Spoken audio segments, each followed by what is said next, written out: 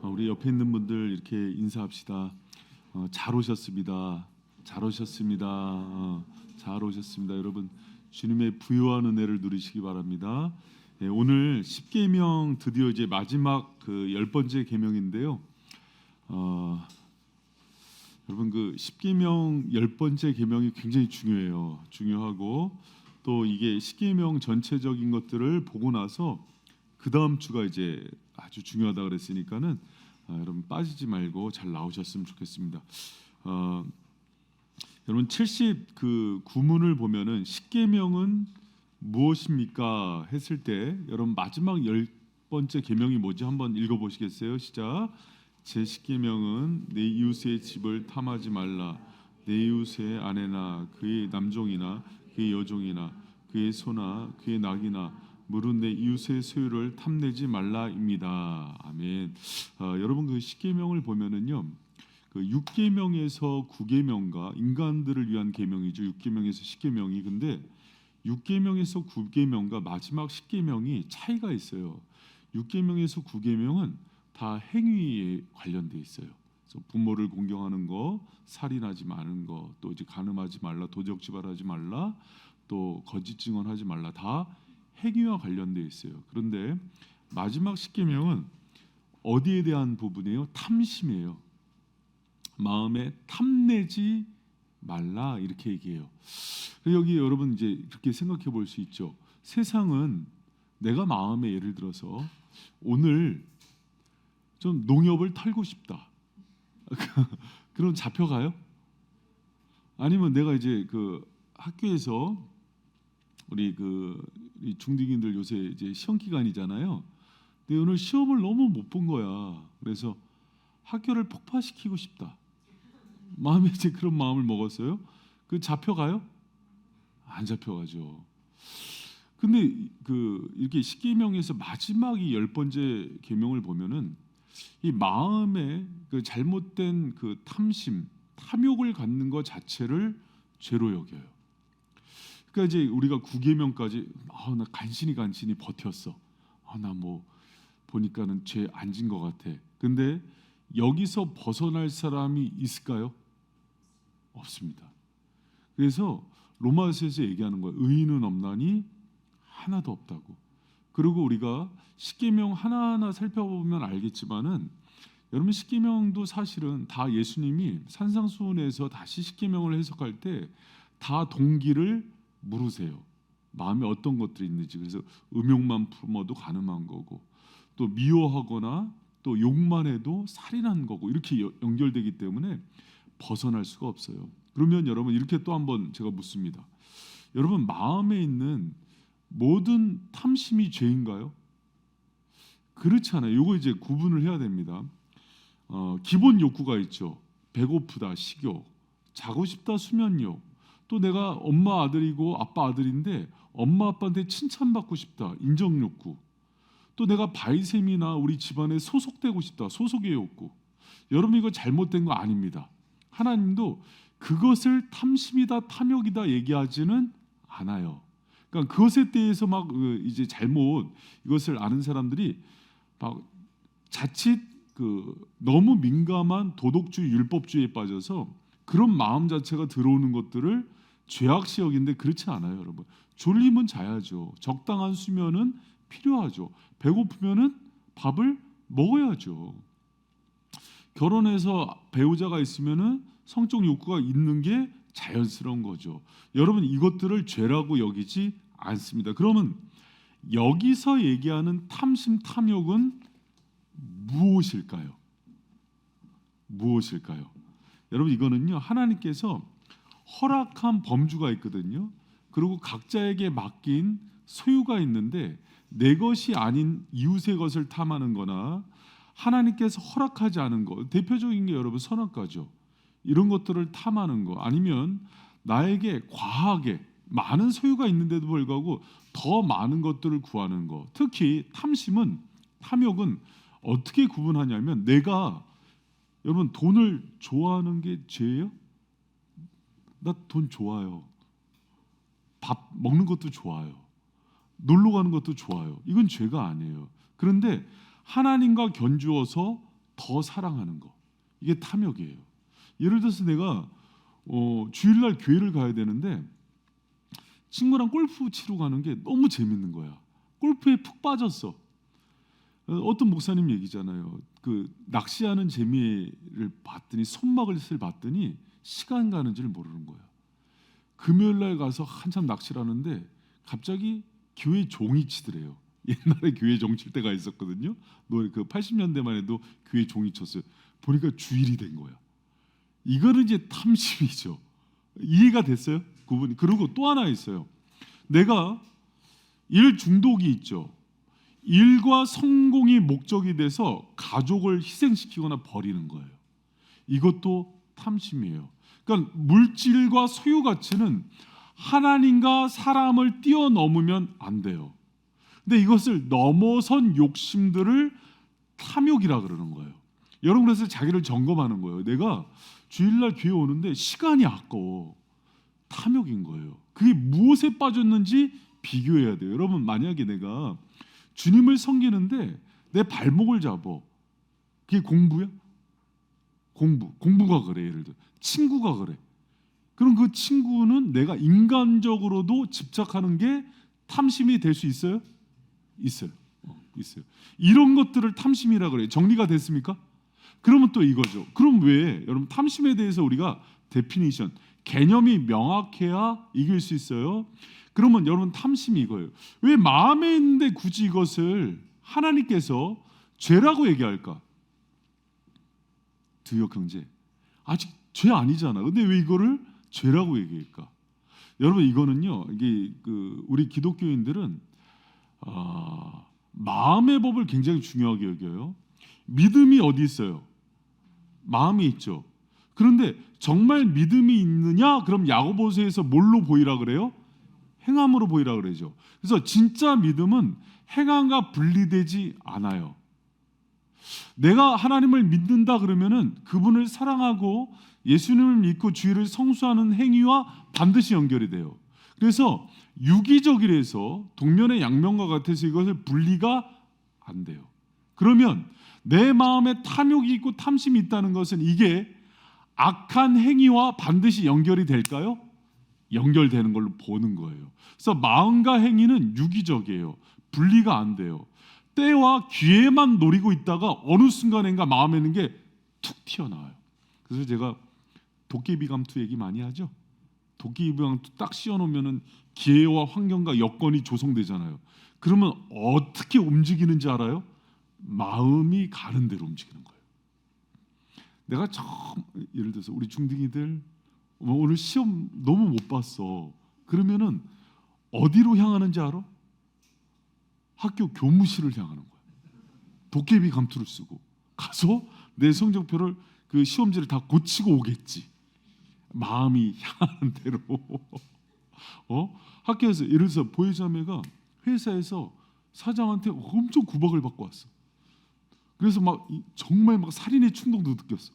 그럼 도깨비 감투를 씌웠어. 그럼 가서 집 앞에서 각기몽을 들고 기다리다가 뒤통수라도 한 대 때리고 오겠지. 이게 이제 마음의 법이에요. 그래서 여러분 성경은요 철저하게 그 마음에 있는 동기와 이것을 행위와 분리시키지 않아요. 그렇기 때문에 마음에 있는 탐심부터를 죄로 잡는 거예요. 여러분 그 야고보서 1장 15절에 보면은 욕심이 잉태한즉 뭐를 낳는다 그래요? 죄를 낳고 죄가 장성한즉 사망을. 죄의 프로세스예요. 그래서 마음의 욕심이 일으키는 이건 반드시 죄의 행위와 연결된다는 거예요. 그럼 죄가 멈춰져요? 여러분 죄가 어느 정도 적당한 선에서 끊어져요? 그럼 중독 문제가 들어오지 않겠죠. 청소년 스마트폰 중독률 35%에서 40%를 잡습니다. 그렇게 많아졌어요. 그럼 애들이 절제가 될까요? 안 되는 거예요. 그래서 이거를 외압으로 강제적으로 통제시켜 주는 거예요. 그래서 저희 집도 여러분 그 쿠팡에서 팔아요. 스마트폰 감옥이 있습니다. 감옥처럼 생겼는데 열쇠로 잠그는 게 있어요. 그러면 얘들아 감옥에다가 넣어라. 그러다가 이제 아침에 출소시켜주고 이제 그런 것들을 해요. 이게 통제가 안 되니까. 여러분 그런 것들이에요. 그래서 지금 제가 얘기하는 게 다 탐심에 대한 부분과 얘기를 하는 거예요. 왜 탐심이 무엇이며 왜 하나님이 탐심을 이렇게 통제하는지. 그러면 또 하나 제가 얘기할게요. 전반적인 것들 다 다뤄요. 사람이 역사적으로 사람이 가장 이기지 못하는 3대 탐심이 있어요. 그게 뭘까요? 가장 첫 번째가 물질입니다. 또 돈을 포함해서 그 물질 중에서는 돈이 가장 강력해요. 그리고 두 번째가 명예입니다. 그리고 세 번째가 성이에요. 이성. 이 3대. 그래서 3대 탐심인데 이 부분에 있어서는 고대로부터 지금까지 여러분 굉장히 사람들을 계속해서 넘어뜨리는 거예요. 물질. 여러분 그래서 돈을 사랑함이 일만하게 뿌리라 그러잖아요. 그리고 예수님도 공개적으로 하나님과 겸하여 돈을 섬길 수 없다라고 얘기할 정도로 강하게 얘기해요. 여러분 근데 돈뿐만 아니에요. 여러분 봐요. 가룟 유다가 예수님을 뭘 받고 팝니까? 은삼십 받고 팔죠. 여러분 아간이 여리고성 전투에서 하나님께서 취하지 말라 그런 것들을 취하죠. 그러면서 이렇게 하나님께 징계를 받죠. 뭐에 눈이 얻은 거예요? 돈에 눈이 얻은 거예요. 사람이 그걸 이길 수가 없어요. 그럼 돈뿐만일까? 아니라니까요. 여러분 물질적인 모든 것들, 뭐 지식도 그럴 수 있고 건강도 그럴 수 있고 어떤 사람이 그 트레이너인데 헬스 트레이너인데 운동에 중독이 되니까 기부스를 하고 와서 운동을 한대요. 또 임신했는데 만삭인데 근육 빠진다고 와서 스쿼트를 한대요. 그러다 애 나오면 어떡하려고. 여러분 제가 이제 이 성경을 갖고 왔는데 이게 뭐냐면 홀리온 바이블이라고 그 김희영 교수 원래 그 성경을 감수하거나 그 편집을 하는 사람들은 그 시대에 최고의 석학들이에요. 성경적으로. 근데 이제 그때 김희영 교수님이 이제 총신 총장일 때 이 홀리온 바이블을 이제 감수하면서 저한테 어느 날 그 선물을 갖고 왔는데 여기 보면은 함윤길 목사님께 김희연 2008년 12월 12일 이렇게 돼 있어요. 근데 2008년 12월 12일 날 안 줬어요. 12월 1일 날 이거를 선물해 줬어요. 그러니까 저희 교회 개척하기 전이거든요. 2008년 12월 1일 날 제가 이제 사무엘 연구소에서 집필위원으로 할 때 불렀어요. 총장실로. 그러더니 이거를 주면서 그때 이제 한 목사 이거 내가 일부러 12월 12일로 쓰는 거야. 그러면서 했던 얘기가 뭐냐면 제가 그때 막 학문을 공부를 즐기고 막 원전하면서 한창 재밌게 공부할 때거든요. 그러더니 전도서 12장 12절을 평생 당신은 기억해 그래. 저한테 선물처럼 준 얘기예요. 전도서 12장 12절 한번 펴봐요. 뭐냐면 저한테 이제 그 부르더니 이거를 주면서 전도서 그래서 12장 12월 12일로 준 거예요. 여러분 제가 읽어드릴게요. 내 아들아 또 이것들로부터 경계를 받으라. 많은 책들을 짓는 것이 끝이 없고 많이 공부하는 것이 몸을 피곤하게 하느니라. 그러니까 이걸 불러서 왜 이걸 줬을까요?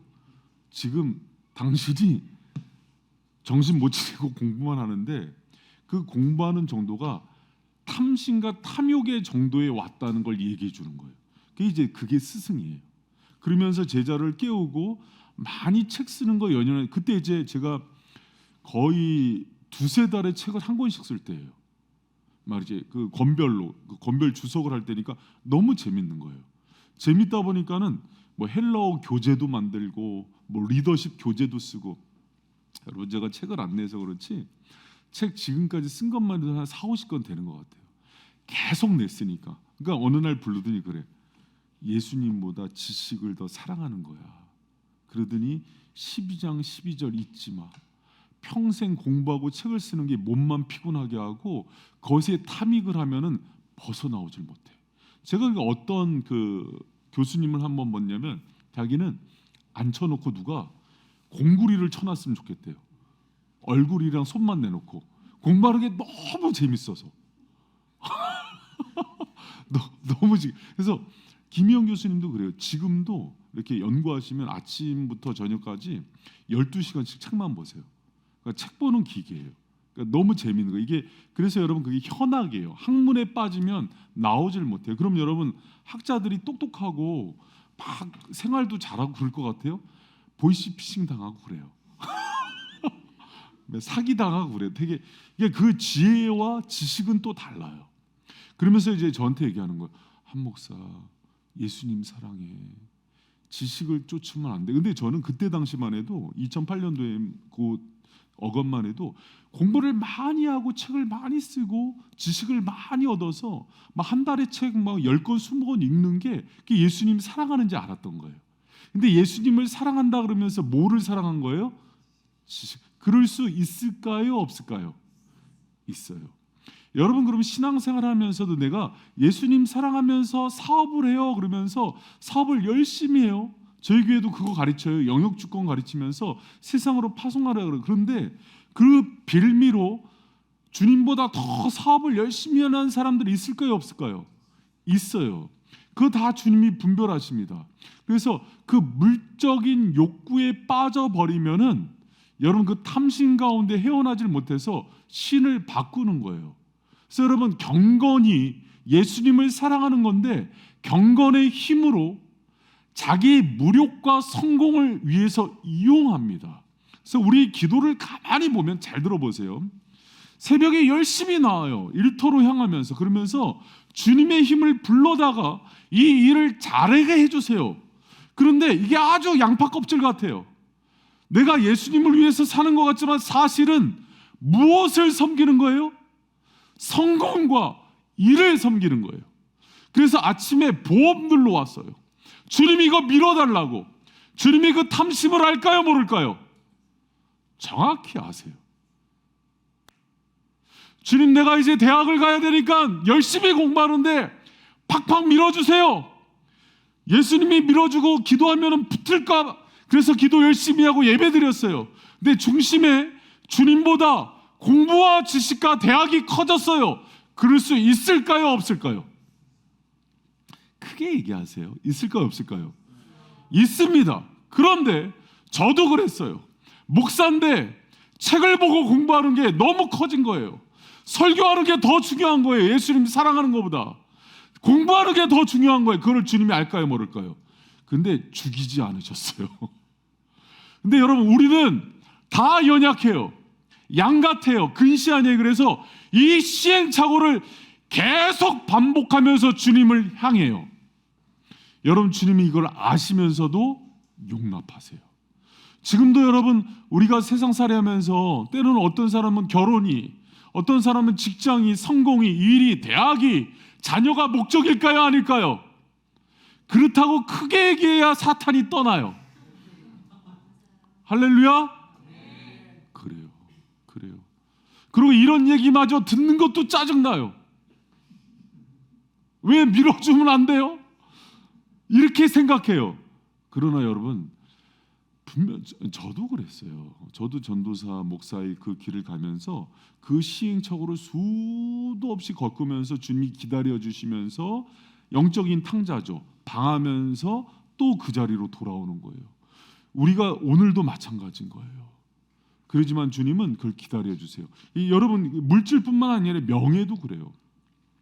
모세가 아론과 미리암이 있는데 여러분 구스 여자를 빌미로 해서 범죄했다고 얘기하지만 실상은 아론과 미리암이 모세 너만 리더냐? 우리도 부름받았다면서 그 위치와 자리를 탐하였어요. 그래서 하나님이 징계로 어떤 걸 내리세요? 분능병에 걸리게 하죠. 뭐에 대한 욕구예요? 명예에 대한 욕구예요. 여러분 압살롬은 다윗의 아들이에요. 그런데 왕자는 높잖아요. 그런데도 왕이 되고 싶었어요. 그래서 반역을 일으켜요. 그 반역의 결과로 머리털이 나무에 걸려서 죽어요. 여러분 그게 인간의 모습이야. 그리고 심지어 봐요. 이제 며칠 후면은 예수님이 십자가에 못 박혀 죽어요. 그래서 예수님이 숱하게 얘기해요. 이제 내가 고난을 받고 6월절 어린 양의 대속물이 된다. 근데 그때마다 제자들이 뭐 했어요? 누가 큰 자냐? 누가 오른편 왼편에 앉을 거냐? 명예에 눈이 멀면 그래요. 여러분 우리 학교의 반장 선거서부터 지금 이제 회장 선거를 하더라고요. 우리 애들도 초등학교 다닐 때 회장 선거 나간다고 막 만들어서 선거 운동하고, 그럼 엄마 아빠가 뭐라고 밤새 또 같이 만들어주고, 우유 빛깔 그리고 떨어지면 그걸로 막 또 실망하고. 여러분 뭐 학교 반장서부터 동네 통장서부터 국회의원 대통령까지 그래야 안 그래요? 여러분 명예욕은요 나중에 보면 무력보다 더 강해진대요. 나이가 들면은. 그게 무서운 거예요. 여러분 우리가 6계명에서 그 7계명에 살인하지 말래. 7계명에서 배웠지만은 간음에 대한 문제, 성적인 그 타락의 문제는 여러분 걷잡을 수 없잖아요. 다윗이 무슨 죄악에 넘어갑니까? 성적인 타락 문제죠. 근데 여러분 성적인 타락의 문제는 거기에만 멈춰 있지 않아요. 연쇄적이에요. 거짓말도 하고 살인도 하고 가정 폭력도 이루어져요. 이런 것들이 연쇄적으로 일어나는 게 바로 성적인 문제예요. 여러분 이게 3대 탐욕이라 그럽니다. 이것만 잘 넘어가도 세상에서는 존경받아요. 아, 저 어른 참 욕심 없다 이런 얘기를 들어요. 근데 여러분 이 탐심의 이유에 대해서도 잘 알아야 될 것 같아요. 여러분 왜 우리 마음에 탐심이 탐욕이 자꾸 일어날까요? 여러분 그것은요. 여러분 이거는 제가 이제 정리한 거 한번 읽고서 지나가요. 자, 우리 저기 오성훈 형제가 탐심의 이유에 대해서 한번 그 부분 한번 읽어주세요.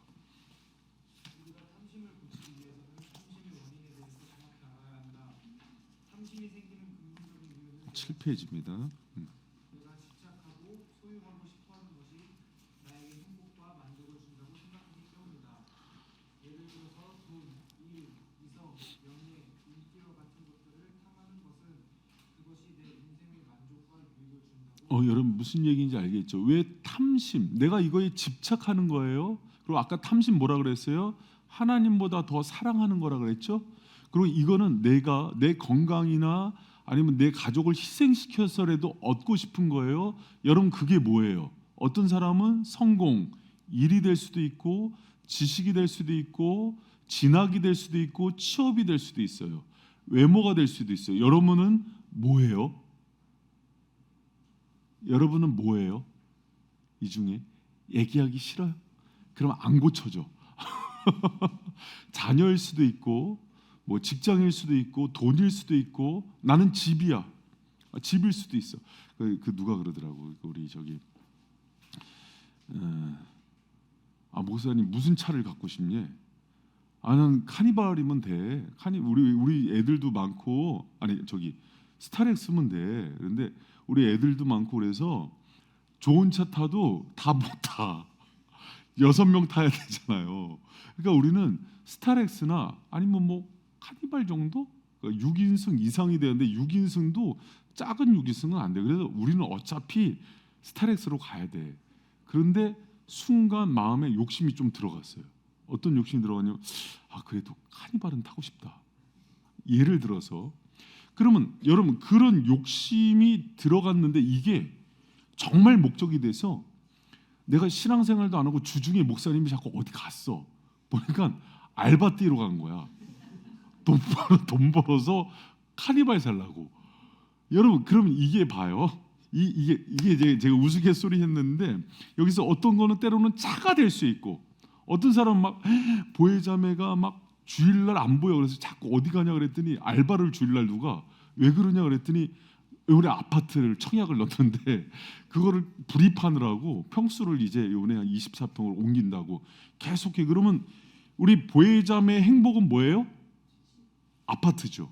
한 목사의 행복은 뭐예요? 차죠. 그럼 이게 만족과 행복을 주는데 이 정도가 어떤 정도냐면 내 인생에 있어서 가장 큰 유익과 행복은 이게 준다는 것들이 왜 큰 문제냐면 여러분 이 문제는요 골로새서 3장 5절에 이것은 탐심과 탐욕은 우상숭배라고 얘기해요. 여러분 요거를 잘 들어보세요. 왜 이렇게까지 비약을 시키지? 여러분 인생에 있어서 잘 들어봐요. 고개를 들어요. 그리고 저를 봐요. 정죄받지 마세요. 어차피 우린 죄인이에요. 자, 인생에 있어서 잘 봐요. 오늘 되게 중요한 대목이다. 나의 유익과 행복이고 나를 정말 만족시키고 기쁨이 되는 것은 뭐예요? 다시 내 인생에 있어서 나에게 기쁨이 되고 정말 최고의 행복이 되는 것은 뭐예요? 예수예요. 할렐루야. 그런데 봐요, 사람은 하나님의 형상으로 창조되었다는 것은 무슨 의미냐면 처음부터 하나님과의 관계 속에서만 채워지는 영원한 존재인 거예요. 이 땅에 보이는 것들은 잠시의 만족은 줘요. 그러나 그것들은 계속해서 공허해질 뿐이에요. 예수 없는 만족과 행복은 시간이 갈수록 간장을 들이킨 것 같은 갈증만 줄 뿐이에요. 내가 성공하면 행복할 줄 알았는데 예수님을 떠나서 성공해 보니까 인생이 더 타락하는 거예요. 내가 집을 큰 집을 얻으면 행복할 줄 알았는데 예수 없이 큰 집 40평을 얻었는데 오히려 가족 관계도 깨어지고 영적으로 파탄나니까 그 집에서 공허함을 달래기 위해서 날마다 술만 먹는 거예요. 그게 뭔지 알아요? 내가 예수 없이 지적으로 박사학위 여러 개면은 행복할 줄 알았어요. 제가 그랬어요. 그런데 그렇게 지식을 많이 가져보니까 바울이 왜 그런 얘기를 들었는지 알겠어요. 지식이 번민만 줘요. 예수 없는 지식은 마음에 갈등만 준단 말이에요. 그런데 사람이 이 땅에 있는 것들을 계속 집착하고 탐욕하는 이유는 뭐냐면 그게 나에게 행복을 주고 만족을 줄 수 있다는 생각을 하기 때문에 그거 자체가 예수님과 견주는 거기 때문에 일계명을 깨트리는 거예요. 무슨 말인지 알겠습니까? 여러분이 반응을 잘해주지 않으면 제가 소리 지르다 졸도할 수가 있으니까 무슨 말인지 알겠어요? 여러분, 사람은요 왜 탐욕과 탐심에서 벗어나지 못하는지 알아요? 우리의 대학만 가면 교회 나오겠다. 그게 지금 하나님과 대학을 놓고 견주는 거예요. 그런데 하나님이 그때 주시는 저주가 뭔지 알아요? 그렇게 했는데 좋은 대학에 가는 거예요. 그러면 그 다음에 직장에 갈 때 또 그래요. 하나님과 견주어서 그 목마름만 채워지면은 교회 나오겠다고 얘기를 해요. 그럼 시간 지나면 또 결혼할 때가 되는데 또 그래요. 그러나서 애새끼를 낳았어요. 죄송합니다. 애를 낳았어요. 그 애를 똑같은 방식으로 키우는데 하나님을 섬기는 거예요? 아니라고요. 하나님은 시다 말이에요. 진이라고요. 나 이거 하는데 도와줘. 왜 안 나타나는 거야? 그러니까 일이 안 되면은 입이 대자로 나와서 당신이 나한테 한 게 뭐냐고 외치죠. 뭐가 문제냐면 한 번도 예수 안에 있는 만족을 경험해보지 못한 거예요. 그분과의 관계 속에서 예수의 임재 가운데서 오는 행복과 충만이 뭔지 모르는 거예요. 그것은 처음부터 신앙인이 아니었던 거예요. 여러분, 좀 제가 우리 교회 다닐 때 좀 센 얘기를 많이 해서 죄송한데 그냥 그렇게 신앙생활하다 지옥 가는 것보다 훨씬 낫지 않아요? 할렐루야? 침을 튀기면서 이렇게 목적건 얘기하는 게 어떤 사람은 가슴에 찔려서 왜 목사님 저렇게 얘기하냐고 얘기하는데 살려야 되는 거 아니에요? 할렐루야! 졸지 말고! 목사님 목 터져라고 얘기하는데 잘 들어보세요, 여러분. 지금 제가 얘기하는 게 뭔지 알겠어요? 신앙생활을 도대체 어떻게 하는 거예요? 예수님이 여러분의 전부라고 얘기는 했는데 양 목사님 오늘 찬양 너무 마음에 들었어. 내가 하고 싶은 얘기를 다 했어, 찬양으로. 근데 여러분 정말 예수님의 임재와 그분의 동행을 누려요? 그게 기쁨이 돼요? 말씀이 꿀과 같아요? 예배를 드림이 내 인생의 목적이에요? 아니잖아요. 아니니까는 또 다른 걸 쫓는 거예요. 그걸 주님이 다 알고 계세요. 때로는 우리 주님이 속이 너무 좋아요. 그 오래 참음으로 우리를 다 살려낸다고요. 그래서 여러분 정죄는 하지 마세요. 그리고 십계명은 원래 정죄 받는 거예요. 정죄 받아야 다음 주에 살아나요. 주님이 살리실 거예요. 탐심이 그래서 무서운 거예요. 왜? 내가 지금 마음에 빼앗기고 탐욕하고 내가 뭔가 세상으로 열심히 살고 그러면 이런 얘기하면 그래. 목사 열심히 사는 게 잘못됐냐고. 누가 잘못됐대요? 주님을 섬기고 사랑하고 예배하는 것보다 더 열심을 드리니까 문제지. 이해가 됐어요?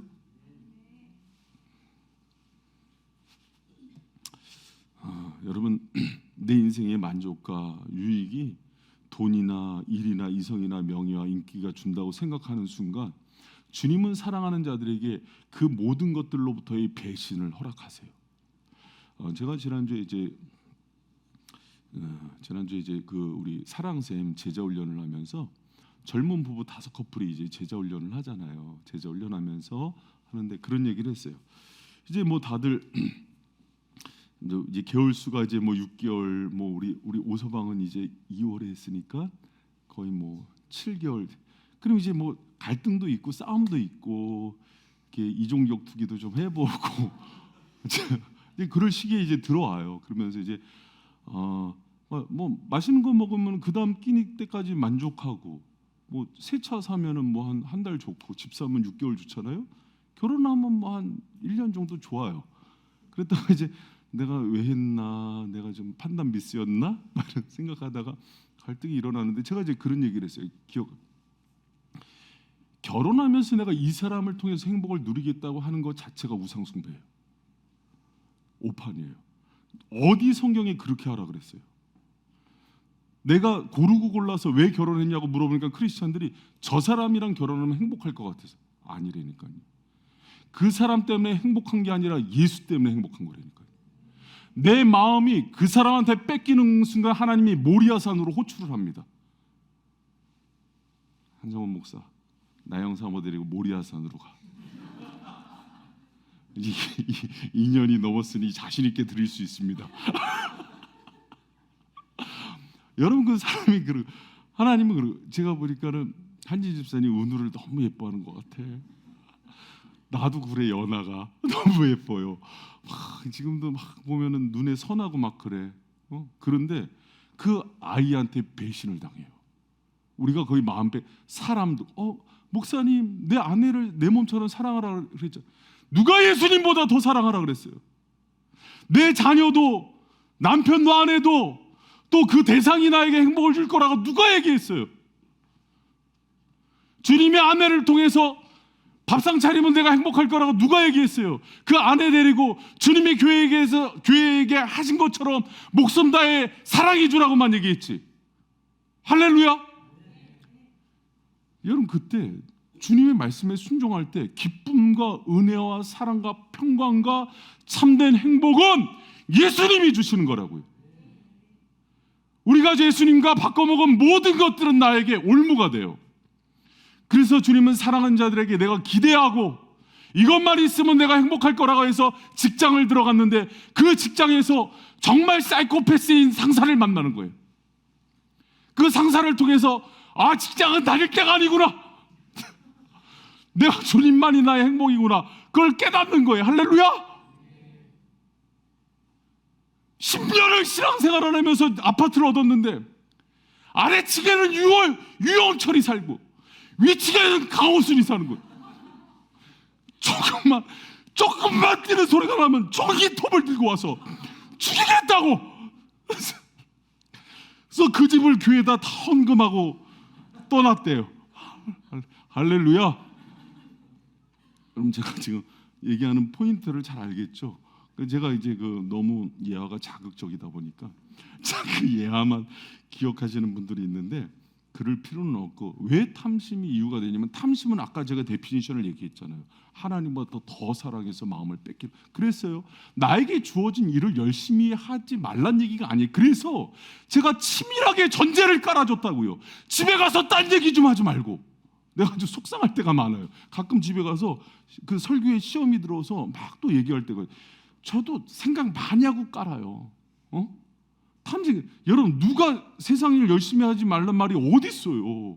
그러나 그 소망의 근거를, 내 만족과 기쁨이 거기 있다고 생각하는 순간 주님은 그 모든 것들을 일으키셔서 여러분들을 정신 차리는 도구로 만드실 겁니다. 그런 축복이 임할지어다. 더 크게 아멘해. 공부도 마찬가지예요. 여러분, 공부에 속지 마세요. 공부가 서울대 나온 박사들, 실업자가 얼마나 많아요. 그게 인생을 못 책임져요. 여러분, 그런 거 아닙니다. 내가 정말 예수님을 사랑하고 그분에게 내 전부를 걸었다면 그분이 내 인생의 행복이고 만족인 거예요. 할렐루야. 이런 얘기할 때 내가 마음에 분노가 일어나는 이유는 아직 예수님을 못 만난 거예요. 아니면 만났지만 깊은 임재를 경험하지 못한 거예요. 그러면 뭘 해야 되냐면, 또 이런 얘기하면 목사님이 나 상처 줬다, 이것 때문에 안 나왔던 사람이 있어서 하는 얘기야. 그렇게 얘기하지 말고 죄를 뒤집어 쓰면서 주님 날 살려달라고, 기도 세게 하는 권사님들 손 붙들고 나를 위해서 중보해달라고, 그래야 되는 거 아니에요? 할렐루야. 비 와서 이렇게 줘라. 여러분, 저도 제 목소리 소중합니다. 그러나 오늘 이 말씀에 한 영혼이라도 살아야 되는 거 아니겠어요? 할렐루야. 나이 제일 드신 장로님만 복식 호흡으로 아멘을 해주시고, 이 젊은 것들은 아멘도 안 하고. 여러분, 그러면 제가 이제 탐심이 왜 문제가 되는지 이제 알았죠. 왜 주님이 이 탐심에 대해서 이렇게 얘기하면서, 여러분 제가 그 7페이지에 보면은, 자 봐요. 자, 누가 제일 많이 조는지. 자, 우리 수연자매 7페이지. 안 졸았어? 안 졸았는데 한번 읽어줘. 인간은 예수가 아닌.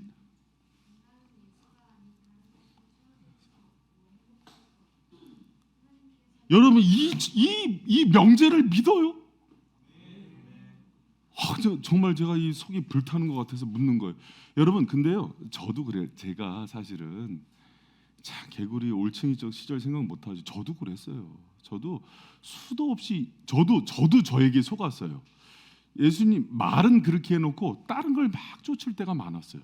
근데 겉으로는 잘 몰랐어요. 영적으로 어두우니까 분별이 안 됐어요. 그런데 그게 쫓는 거예요. 목회자들 잘 쫓는 것들 많아요. 학벌을 쫓다든지 지식을 쫓다든지 명예를. 여러분, 제가 왜 막 책을 하다가 이름을 어느 순간 다 지웠겠어요. 책에 내가 그걸 쫓는 거예요. 그래서 내 이름으로 나오는 책은 아무것도 없게 해라. 왜 그러면 싸워야 되니까. 자칫 잘못하면 지옥같이 생긴 거예요, 내가. 그래서 그렇게 싸우는 거예요. 내가 그렇게 쫓았던 것들과 싸우는 거예요. 할렐루야. 여러분, 왜 제가 막 하다가 나는 이제 교회 커지면 개척한다 그랬겠어요? 그게 나한테는 우상인 거예요. 그러니까 지옥 보내면 되겠어요, 안 되겠어요? 그러니까 낮은 데로 가는 거예요. 주님께. 그런데 주님이 허락하시. 여보, 그래도 이렇게 소리 지르는데 물이라도 좀 갖다 줘야 되지 않겠어요? 네, 목이 말라요. 물 좀 갖다 주세요. 침이 튀니까 목이 말라요. 그러니까 이제 목사님 말 많이 못하게 하려고 물도 안 줘. 빨리 끝내라. 저 인간이니까 요새 아주 그냥 독이 올랐다. 가을에 뱀이 독 오르듯이 아주 그냥 누가 하나 걸리면 죽겠다.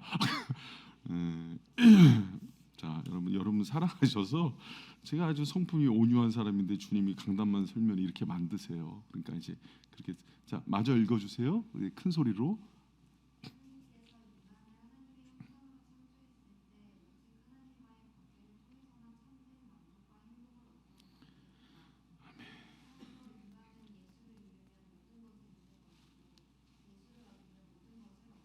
아멘. 아멘. 여러분 인간은요, 예수님 이름은 모든 걸 잃는 거예요. 그분을 아는 지식과 그분의 임재와 그분의 동행과 그분의 사랑. 여러분, 저도요, 여러분처럼 생각할 때가 많았어요. 신학교 학부 졸업할 때 내가 많이 한다고 생각했어요. 20대 때 내가 뭐 신학도 공부했고 선교단체에서 내가 단체장도 했었고 난 이제 다 알지. 근데 내가 모르더라고요. 대학원 졸업할 때 많이 한다고 생각했어요. 모르더라고요.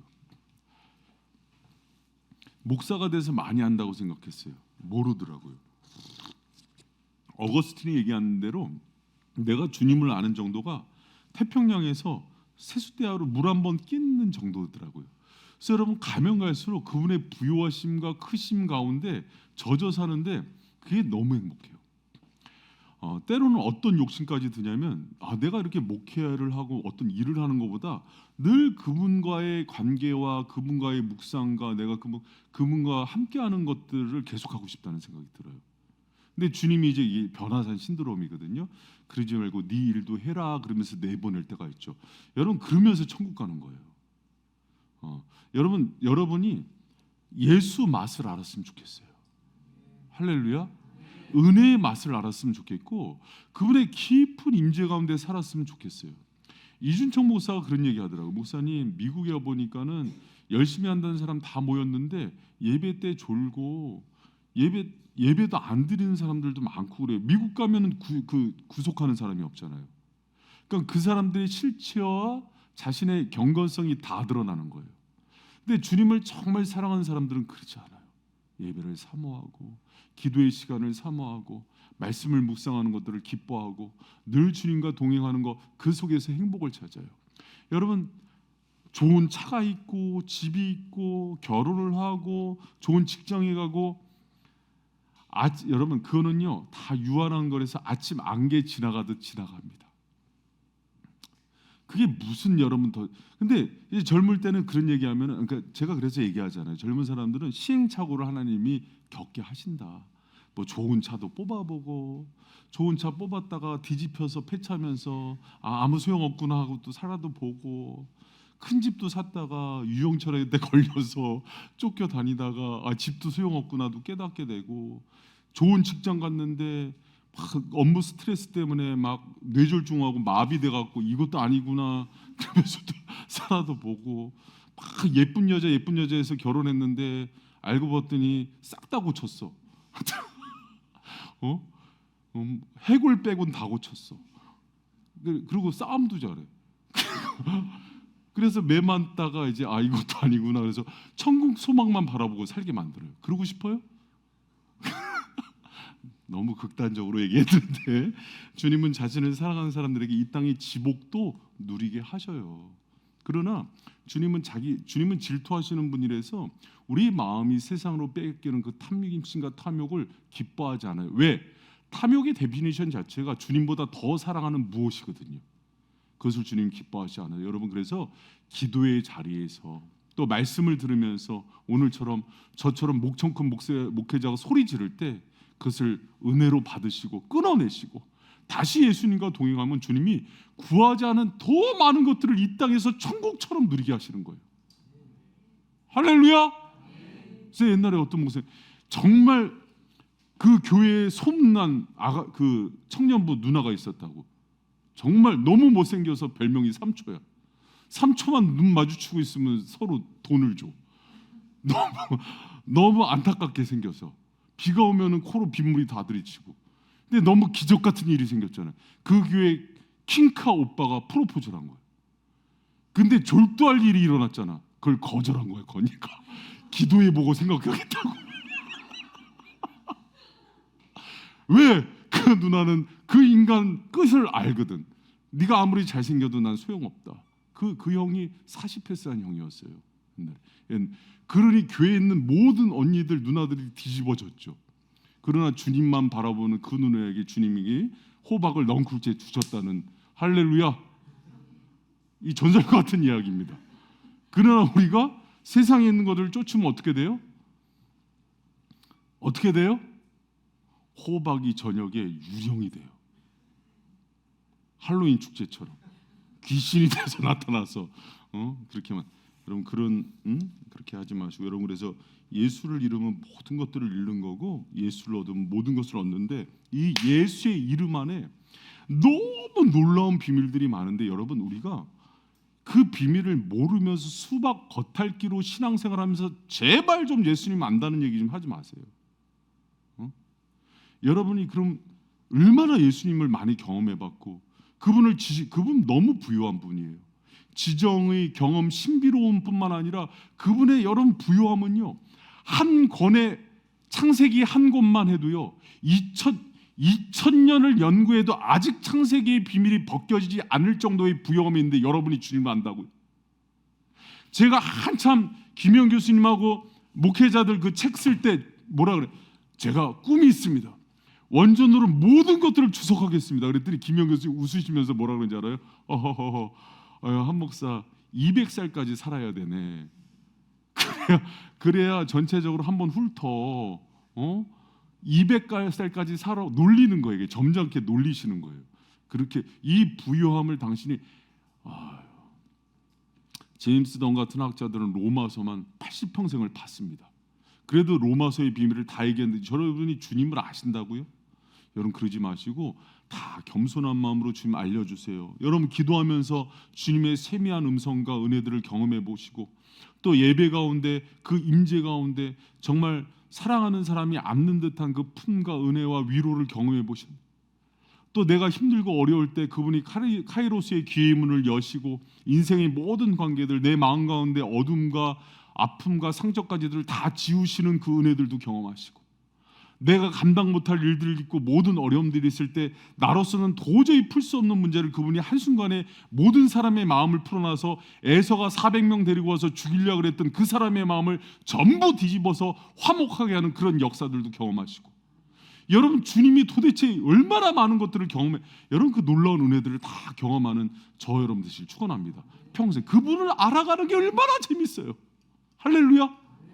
얼마나 행복하고 사람은 다가가면 다가갈수록 죄인이기 때문에 아픔이 있고 상처가 있고 그 고슴도치 같은 가시로 찔리지만 예수님은 알면 알수록 그 부유한 사랑으로 우리를 충만케 하지 않겠어요? 할렐루야. 그 맛도 못 봤는데 예수님 뭐 난 다 안다고 그러면서 실망하고 돌아가고 네! 그러면 안 돼요 여러분. 너무 안타까워서 그래요. 제가 그분을 알지도 못하고 문지방만 문턱만 밟고 가고 여러분 그러지 말씀으로만 알아가더라도 2200년을 알아야 성경을 조금 맛보는 정도고 기도로만 알아가더라도 하루에 8시간 10시간을 기도하더라도 그분과의 그 교제가 끊이지가 않는 거고 신비와 기적으로만 맛보더라도 그분이 이루시는 일들을 다 어떻게 하늘을 두부로란 삼고 바다를 먹물 삼아도 다 쓸 수 있겠냔 말이에요. 여러분 그래서 제가 이제 가끔 이제 샘모임 들어가면 그래요. 여러분 주님과의 동행하고 교제한 거에 대한 간증들이 있냐고.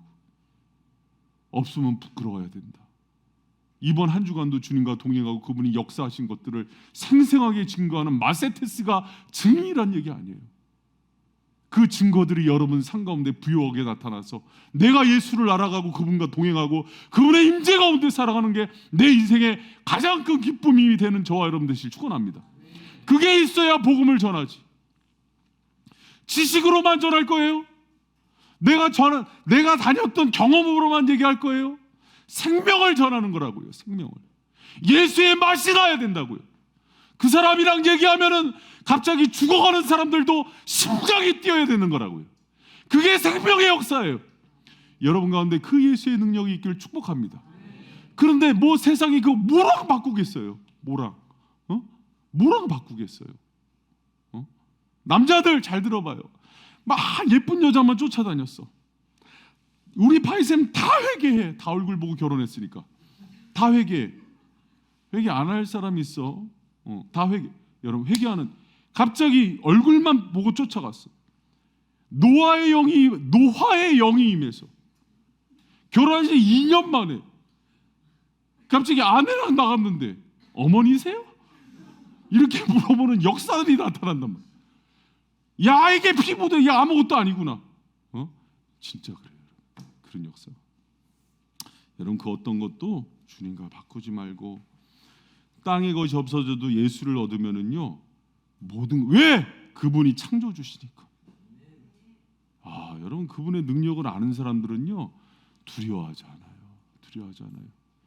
내가 아무리 대기업 가다가 하나님이 쫓아냈더라도 하나님이 나 휴가를 주셨구나. 주님이 나를 위해서 어떤 회사를 만드실까? 할렐루야. 그런 배짱이 있어요.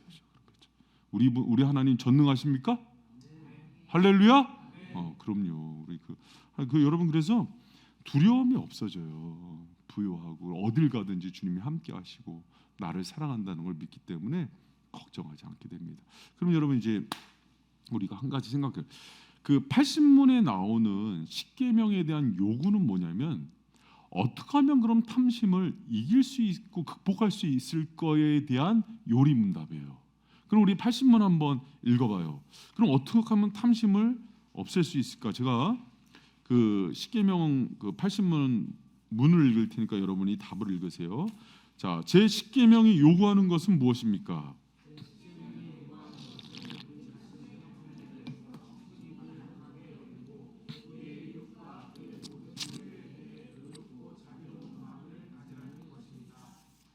아멘. 여러분 여기 이거 한마디로 제가 요약하면은요, 자족하는 거예요. 빌립보서 4장에 나온 것처럼 하나님께서 나에게 주신 모든 상태에 대해서, 상황에 대해서, 여건에 대해서, 내 유전자에 대해서 자족하는 거예요. 그냥 충분히 만족하는 거예요. 여러분 이 자족도요, 자 봐요. 만약에 하나님께서 저에게 목회를 시켰다면은 게으르게 두 손 놓고 있으란 뜻은 아니에요. 맡기신 거에 대한 맡은 바에 바랄 건 충성이에요. 열심히 하는 거예요. 그분이 허락하신 범위 안에서는 최선을 다하고 내 열심과 성실을 드리는 거예요. 그런데 만약에 저를 목회자로 불렀어요. 그럼 목회자의 직분에 대해서 만족하는 거예요. 아, 이게 가장 좋은 거구나. 그리고 예를 들어서 저를 한국 사람으로 낳게 했어요. 그러면 내가 한국의 국적에 대해서 기뻐하는 거예요. 어떤 사람 보니까 평생 키가 70이어야 돼. 만족하는 거예요. 어떤 사람 유전적으로 바울처럼 육체에 가시가 있어서 간질이나 안질이 있어야 돼. 그것도 자족하는 거예요. 왜? 여러분 자족을 할 수 있는 거는 왜 할 수 있는 거냐면 봐요. 내가 예수님 안에서 그분을 얻는 게, 여러분 지금 들어보니까 지금 뭐가 달라져야 되냐면, 여러분이 지금 생각 속에서는 이제 여러 사람들이 있는데, 내가 봐요, 우리 중등이들, 내가 좋은 학교에 가고 내가 결혼을 잘하고 그러면 행복할 것 같아. 이 생각 자체가 탐식과 탐욕이에요. 자족은 뭐냐면 주님이 주시는 거는 나에게 언제나 베스트를 줘, 최고를 주시고 그것을 가지고 내가 주님께 나가는데, 왜? 어떤 사람 봐요. 어떤 사람은 고등학교 때 공부를 잘해. 조금만 해도 잘하는 애야. 그래서 조금 했는데 서울대 갔어. 어떤 애는 대학도 떨어져서, 예를 들어서 뭐 대학도 못 가고 그냥 바로 취업을 했어. 뭐 제가 제빵 자격증 따서. 근데 그것 때문에 연연해하지 않는 거야. 왜? 나에게는 예수 그리스도가 나에게 있어서 행복과 만족을 주는 모든 거라는 고백이 실제가 됐기 때문에. 예를 들어서 돈으로 환산한다면 할 수는 없지만 예수 안에서 얻는 만족이 100조라면, 100조, 날르는 100조가 아니라 100조라면 이 땅에 있는 지식, 대학, 돈, 차, 집은 100원이라는 거야. 자족은 100조가 있는 사람, 그걸 얻은 사람이 이 땅에 100원에 대해선 있어도 그만 없어도 그만이 되는 상태예요. 할렐루야. 송명희 씨가 태어날 때부터 특급 지체장애자예요. 밥도 제대로 먹고 글도 못 쓰고 말도 못해. 근데 그분이 공평하신 하나님이래. 왜? 다른 사람이 맛보지 못한 사랑을 얼마나 부어주는지. 내가 건강을 회복하지 못하더라도 주님의 사랑과 예수를 아는 이 기쁨 가운데 거하는 게 훨씬 좋다는 거예요. 나머지 이 땅 가운데서 건강하게 사는 것보다 그게 훨씬 낫다고 얘기하는 거예요. 그 말이 무슨 말인지 그 은혜를 경험해야 돼요. 할렐루야. 그럼 많은 사람들이 이제 그런 얘기하면, 그래도 돈 좀 있어 봤으면, 그래도 좋은 직장 좀 가봤으면, 그래도 남편 복 좀 받아봤으면, 그래도 음식 잘하는 아내랑 결혼 좀 해봤으면. 할렐루야. 다 잘하잖아요. 근데 봐요, 그게 별로 큰 의미가 없다는 거야. 왜? 예수 안에 있는 그 부유함과 사랑이 그 모든 것들에 같이 무게를 달아봤더니 온 우주를 다 달아도 그거는 예수의 가치면 100원도 안 되는 정도라는 거예요. 그리고 이것은, 이 얘기를 할 수 있는 사람은 잘 들어와요. 내가 예수를 얻고 바울처럼 그 나머지는 다 배설물로 여긴다고 얘기할 정도는 뭐냐면, 정말 그냥 하는 얘기 아니라 예수가 100조의 가치라는 거. 그래서 나의 전 재산을 팔아서 그 바세보아를 사는 그 가치라는 것들을 경험하고 맛보고 깨달은 사람만 할 수 있는 고백이에요.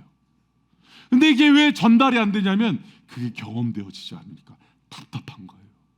왜? 나 예수 믿으면 잘 살고 싶었거든. 나 예수 믿으면 좋은 대학 가고 싶었거든. 나 예수 믿으면 성공하고 싶었거든. 오늘 수영 강론도 그것 때문에 왔거든. 근데 목사님이 그걸 박살내거든. 지금 다 부숴버리라고. 할렐루야. 그 나와라 그 일을 구하면 그 모든 것들은 더하여 주세요. 자기 생명을 주셨는데, 영생을 주셨는데 왜 다른 것을 구하냔 말이야. 그리고 자꾸 얕은 물가에서 놀면서 내가 예수의 은혜를 아는 척하고, 은혜를 진짜 맛본 사람은 그런 얘기를 못해요. 여러분, 정말 여러분이 예수를 제대로 아는 은혜의 사람들 되시길 축원합니다. 할렐루야. 여러분, 그러면은요 꿈쩍도 안 한다니까. 얘들아, 성적 좀 떨어지면 어때? 목사님을 봐. 그게 그렇게 중요한 게 아니야. 돈 좀 못 벌면 어때? 직장 좀 못 가면 어때? 근데 이게요, 세상살이 하면은 그 무게가 너무 크다 보니까 흔들려. 그러면 자기를 보면서 옷을 찢으면서 나에게 예수가 요 정도뿐이 안 되는구나, 슬피 울어야 되는 거예요. 무슨 얘기인지 알겠어요? 여러분 가운데 그 부유하고 크신 예수를 경험하는 은혜가 있기를 축원합니다.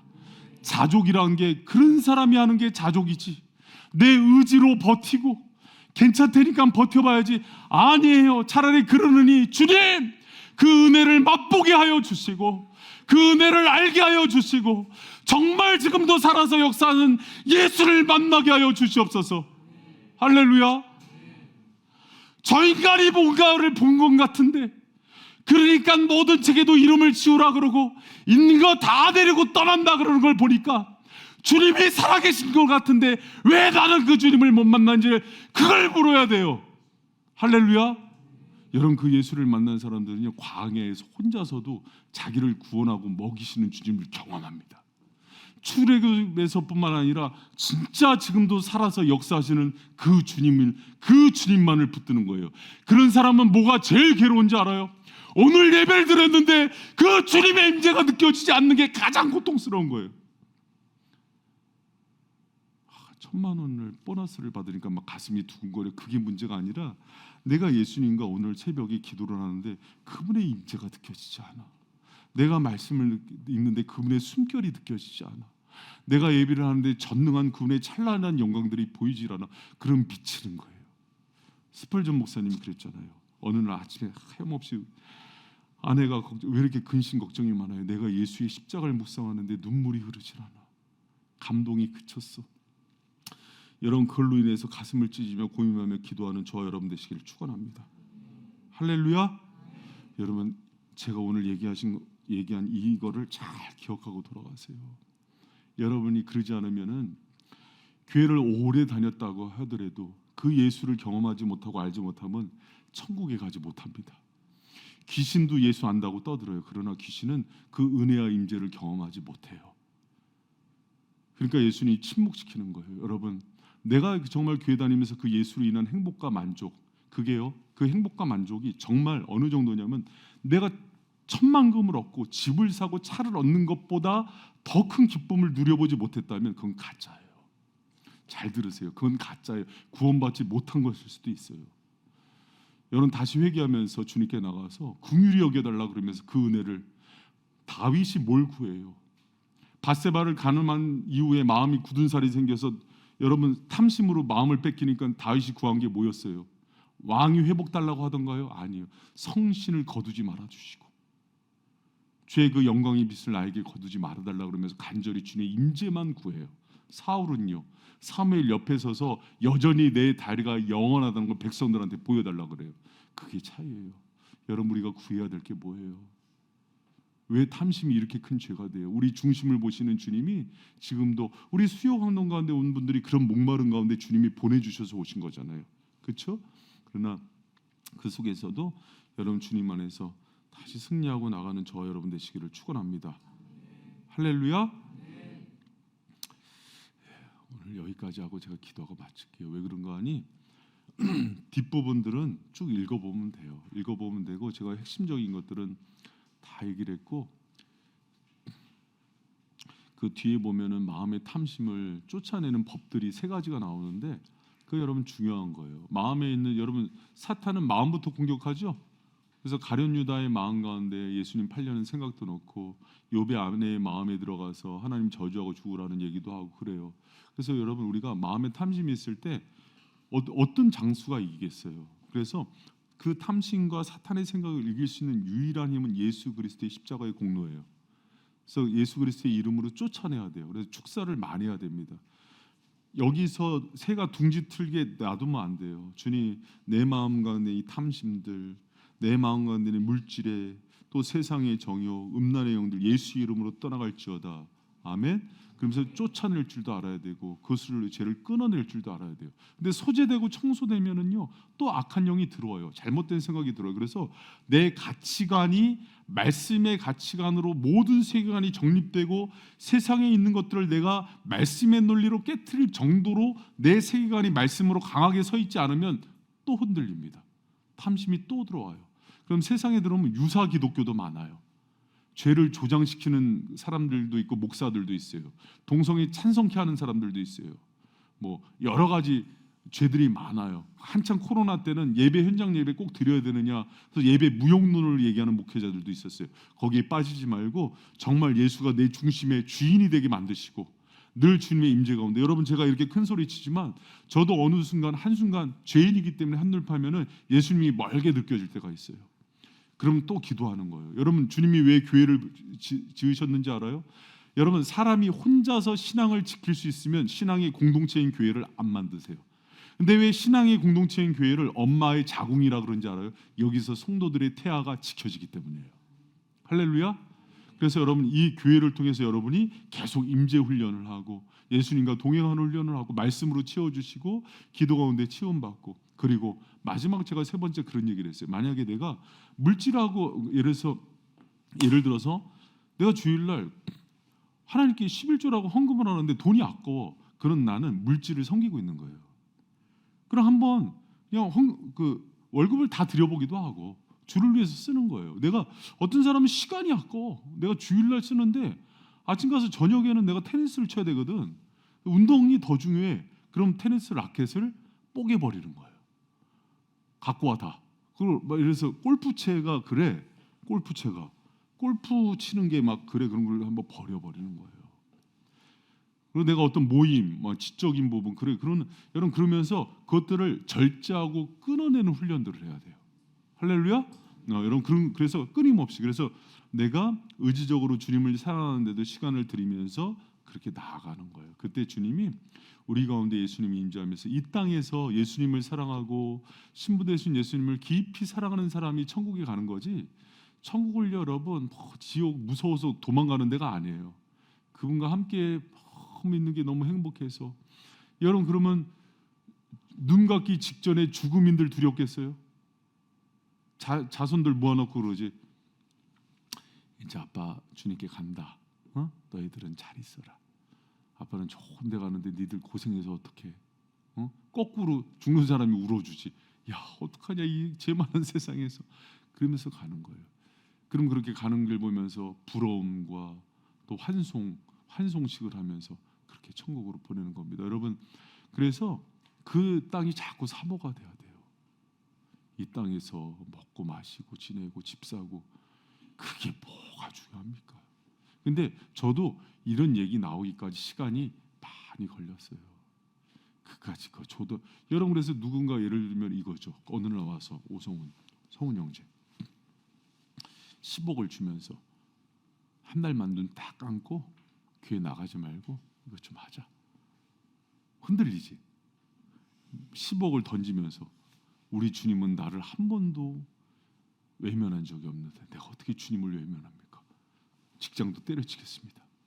그랬더니 그 사장이 어느 날 불러더니 내가 이 기업을 물려줄 사람을 찾은 건데 당신이 이 기업을 받으라고. 그 기업의 가치가 10조야.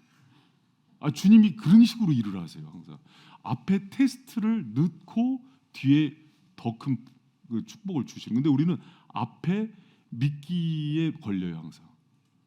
참 주님의 부여하심을 못 봐서 그래요. 여러분 주님의 크고 위대하심을 찬양하고 그분을 위해서 사는 종들을 주님이 이 땅 가운데서 바울이 다니엘 보잖아요.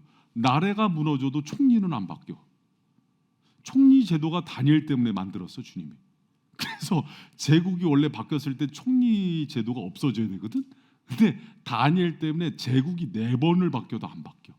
여러분 그런 은혜가 여러분 가운데 있길 축복합니다. 할렐루야. 기도하겠습니다. 하나님 감사합니다.